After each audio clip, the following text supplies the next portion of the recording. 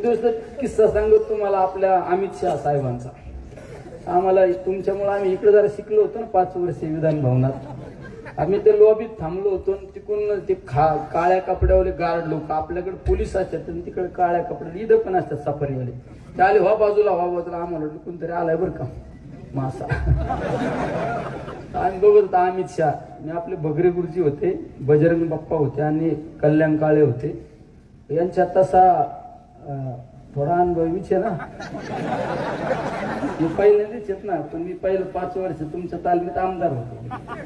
आता खासदार यांना म्हणलं जरा फोटो काढायचे, कसं काय जुळून राव आपलं. मी थांबा तुम्ही काय काळजी करता.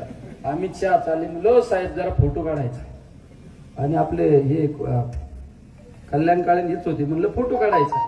ते या ना, मी त्यांना ओळख करून दिली. मी म्हणले आमचे बजरंग बाप्पा आहेत.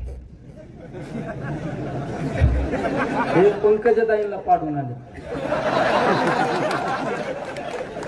हे आमचे भगरे गुरुजी आहेत म्हणलं, ते भारती पवारांना पाडून आले. आणि आमचे काळे साहेब आहेत ते रावसाहेब दानवेंना पाडून आले. आणि म्हणलं मी विखेंना पाडून आले.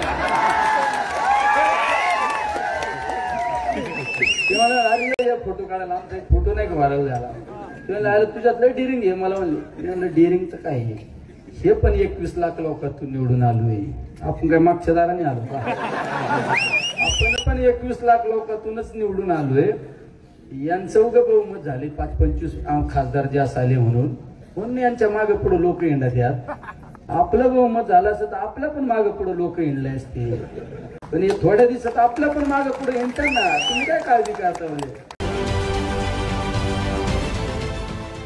देश विदेशातील प्रत्येक घडामोडींचे लाईव्ह अपडेट मिळवण्यासाठी आता साम टीव्हीच्या सर्व सोशल मीडिया प्लॅटफॉर्मला लाईक, फॉलो आणि सबस्क्राईब करा. तसंच सर्व नोटिफिकेशनसाठी बेल आयकॉन प्रेस करायला विसरू नका.